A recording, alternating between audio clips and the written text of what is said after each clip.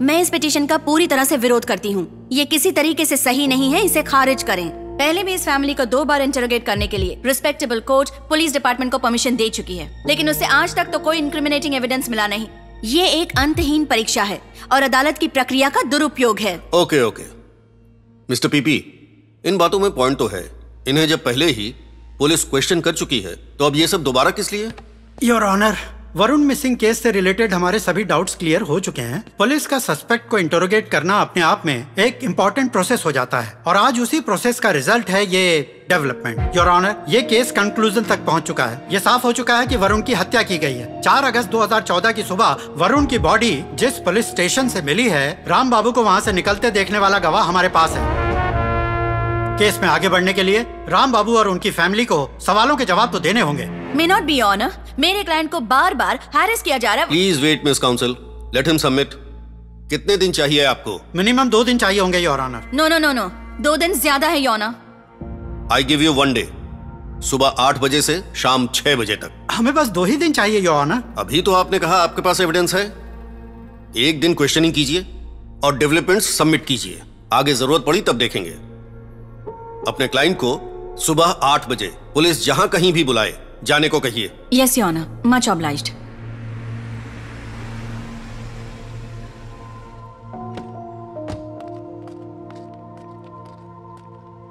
मैं यही बाहर इंतजार करती हूँ। आप लोगों को कुछ नहीं पता, बात खत्म। हमारा यही स्टैंड है और हम इसी पे टिके रहेंगे, समझ गए ना? घबराना मत, धीरज से काम लेना।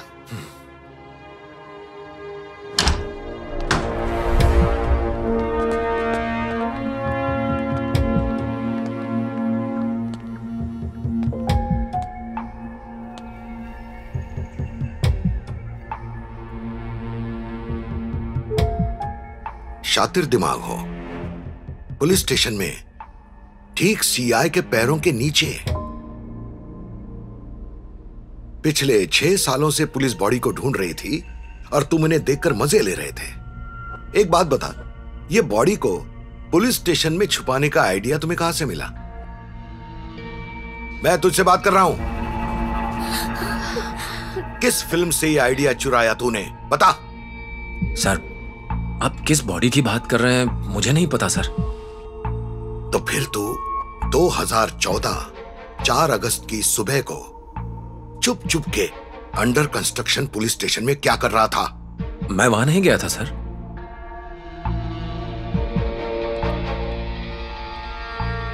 तुम्हें क्या लगा आज तक जो तुम बचते आए हो वो तुम्हारे शातिर दिमाग की वजह से? नसीब साथ दे रहा है तुम्हारा। तुम्हें उस दिन स्टेशन से निकलते हुए एक आदमी ने देख लिया था।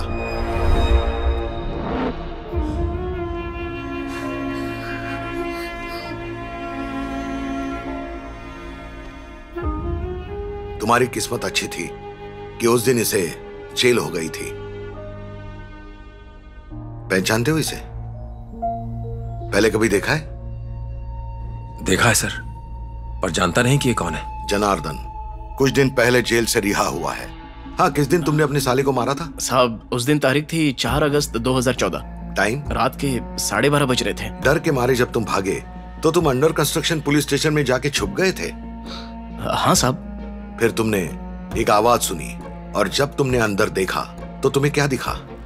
ये राम बाबू स्टेशन के अंदर से बाहर निकल रहे थे साहब।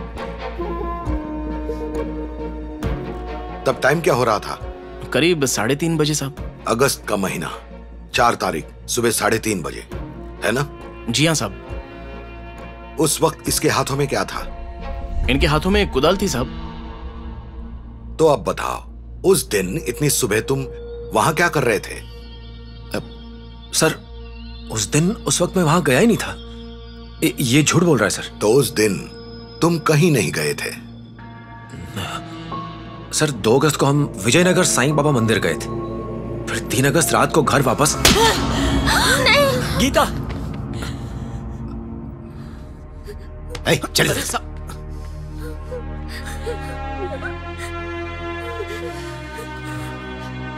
तेरा खेल अब खत्म हो चुका है।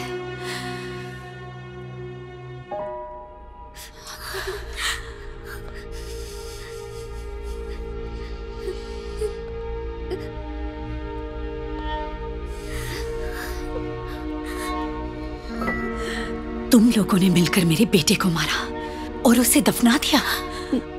हमें कुछ नहीं पता। मैं सब जानती हूँ। तुम्हारी बेटी ने मेरे बेटे को मारा, तुमने खुद ये बोला।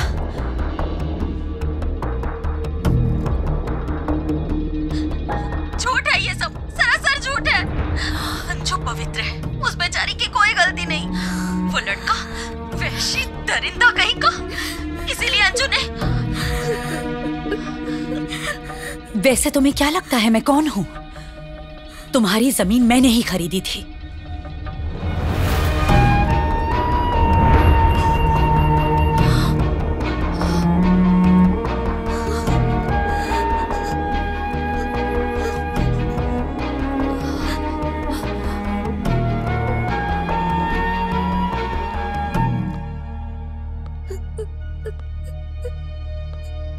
तुम लोगों को अभी समझ आएगा कि मैं कौन हूं। सुनाओ ना अब अपनी वो प्रवचन की कहानी। एक को भी नहीं छोड़ूंगी। पिछले 6 सालों से जिस दुख दर्द से गुजरी हूं, तुम भी उससे गुजरोगे। अब क्यों रो रही हो तुम? मेरे बेटे को कॉल करके क्यों बुलाया था अपने घर? बोलो। मैंने किसी को नहीं बुलाया। मेरे बेटे को क्यों मारा? बोलो मैडम, क्यों मारा मेरे बेटे को? मेरे बेटे बोलो, ने कुछ नहीं तुम किया। चुप हो जाओ। मैडम, क्यों मारा मेरे बेटे को? मैडम प्लीज प्लीज उसे छोड़ दीजिए मैडम, उसकी तबीयत बोलो, ठीक नहीं है। नहीं तो जान से मार दूंगी। बताओ तुमने क्यों मारा मेरे बेटे को? Madam please. सर आप मैडम को रोकिए सर, उसकी तबीयत ठीक नहीं है सर। उन्हें बोलिए उसे छोड़ने के लिए। सर प्लीज सच जाने बगैर मैं नहीं छोड़ूंगी। मैडम बताओ मुझे, सच सच बताओ। चुप हो जाओ। ये अब सच मैडम। बोलेगी। बताओ बताओ, क्यों मारा उसे? बता मुझे, मेरे बेटे को क्यों मारा? ए, उठ।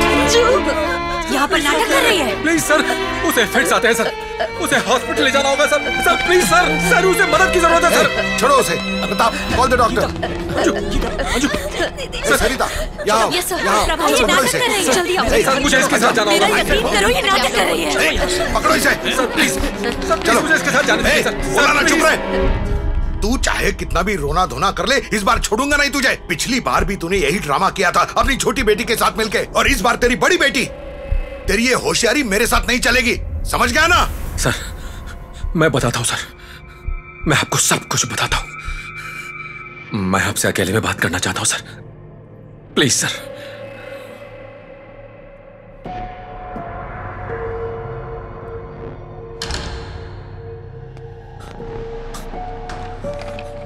सर एक बार अपनी बेटी से मिल लूं? वो अब ठीक है, डॉक्टर आ गए हैं, she is okay. Sir please sir, मुझे एक बार जाने दीजिए। ए, मेरे साथ ड्रामा नहीं, चुपचाप मुझे सब सच बता, वरना हमें मुंह खुलवाना आता है।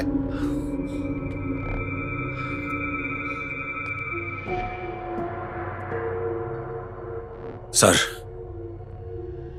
मैंने ही उस लड़के को मारा है, और मैंने ही उसकी बॉडी को पुलिस स्टेशन में दफनाया। Oh interesting. क्यों मारा तुमने उसे?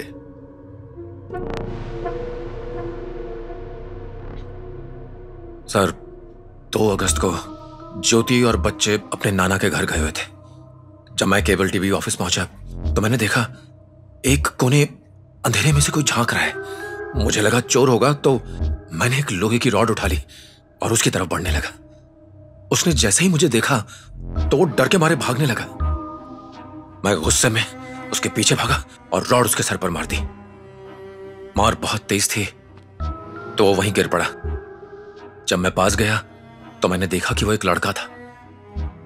जैसे मुझे पता चला कि वो मर चुका है, मैंने उसकी बॉडी को बोरे में लपेटा और अपने घर के पीछे दफना दिया।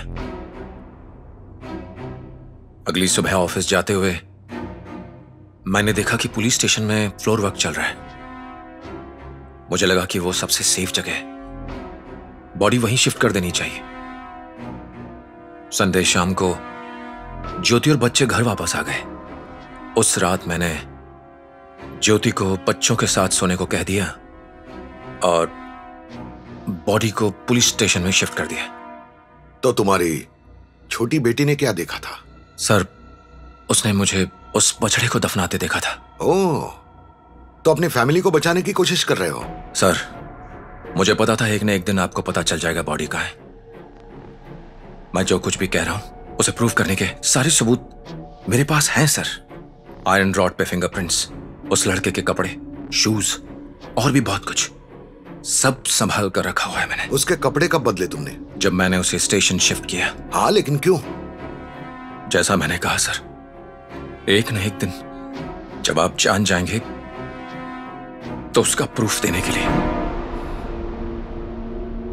You wait here.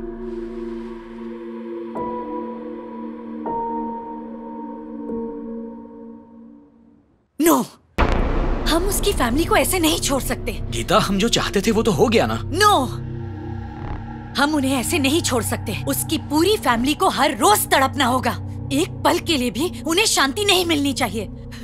उस दिन हम उसके आगे कितना गिड़गिड़ाए थे, भूल गए क्या? तो फिर आज हम उन पर क्यों तरस खाएं प्रभा? तुम्हें उनके लिए इतनी सिंपैथी क्यों है? वरुण तुम्हारा बेटा था, लगता है तुम भूल गए।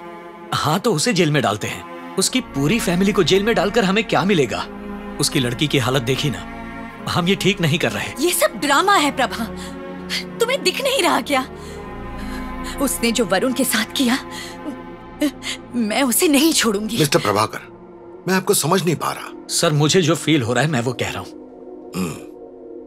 गीता, राम बाबू जो कह रहा है वो सच है। Gautam, for the time being उसका एक कारण है। अगर हम अंजू पर मर्डर चार्ज लगाते हैं तो दो प्रॉब्लम है। पहला, हम श्योर नहीं कि उसके अगेंस्ट हम कितना एविडेंस कलेक्ट कर पाएंगे, और दूसरा, क्राइम के वक्त वो बालिग नहीं थी। It's a juvenile case. और सिर्फ यही नहीं, बिना किसी स्ट्रॉन्ग एविडेंस के वो लड़की आसानी से बच जाएगी। और फिर मर्डर उसी ने किया है, ये प्रूव करने के लिए राम बाबू ने सारे एविडेंस पहले से संभाल के रखे हुए हैं। सो नेचुरली उसकी बीवी और बच्चे इनोसेंट है, ये कोर्ट मानेगा ही। जनरली ऐसे सिचुएशन में you know as good as I do, हमें विक्टिम की बॉडी से कपड़े कलेक्ट करने होते हैं, और फॉरेंसिक डिपार्टमेंट कहता है कि कपड़े मिसिंग हैं। सो एविडेंस के तौर पर उसने कपड़े रखे हुए हैं, हम उसकी इस बात पर यकीन कर सकते हैं। इसलिए हम लोगों को उसकी फैमिली छोड़ के उसके कन्फेशन को लेके आगे बढ़ना चाहिए। राम बाबू को यूज करते हैं, उससे सारे एविडेंस कलेक्ट करते हैं, केस को स्ट्रांग बनाते हैं, और चार्जशीट फाइल करने से पहले उसकी बीवी और बेटी को एविडेंस टेम्पर करने की कॉन्स्पिरेसी में उसका साथ देने के लिए कल्प्रिट बनाते हैं। छोटी बच्ची को जाने देंगे, माइनर होने की वजह से केस स्टैंड नहीं होगा। राम बाबू को इसका मास्टरमाइंड बनाते हैं, पहले हम लोग इसे जेल भेजते हैं। गौतम, वरुण ने उस लड़की का वीडियो बनाया था, ये प्लीज मेंशन मत करना। हमने ऐसा कुछ लिखा ही नहीं है। इनफैक्ट ये बात उसने खुद कही नहीं, अपनी फैमिली को बचाने के चक्कर में, और उसकी इसी डर का हम फायदा उठाएंगे।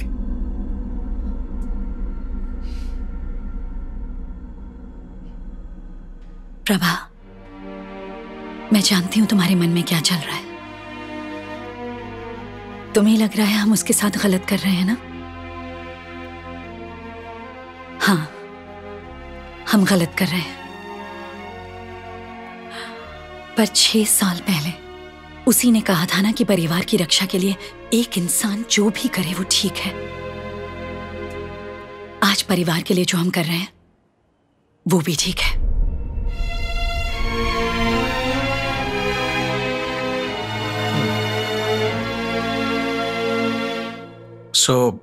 क्या हम आज अरेस्ट करेंगे उसे? नहीं, आज हम उसका स्टेटमेंट रिकॉर्ड करेंगे और कल कोर्ट में एप्लीकेशन फाइल करके उसे अरेस्ट करेंगे।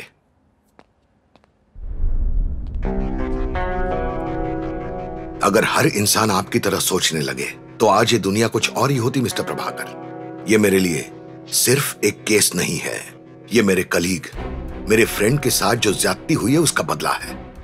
दिस इज अ वॉर, या वॉर जो उसने शुरू की। हर इंसान जंग सिर्फ जीतने के लिए लड़ता है, और मैं भी।